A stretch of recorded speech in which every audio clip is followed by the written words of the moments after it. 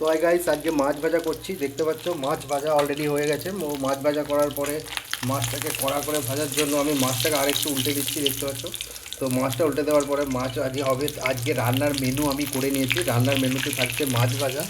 এই হচ্ছে মাছ ভাজা অলরেডি হয়ে গেছে, কিছু মাছ অলরেডি ভেঙে গেছে। তার সাথে সাথে দেখতে পাচ্ছ ভাত অলরেডি হচ্ছে।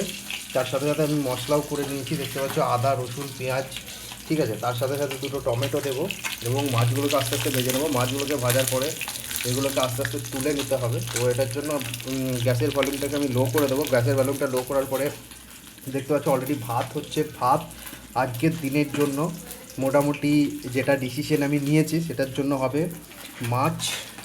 মাছের একটা তরকারি, তার সাথে সাথে ভাত। বাস, আজকের দিনে এই তরকারিটাই রান্না করা হবে। তো বন্ধুরা, মাছ ভাজা এটা হচ্ছে তোমার তেলাপিয়া মাছ। তো তেলাপিয়া মাছ তোমরা খেতে তোমাদের কীরকম লাগে অবশ্যই জানাবে। আবার দেখা হচ্ছে এরকম নতুন আর একটা ইন্টারেস্টিং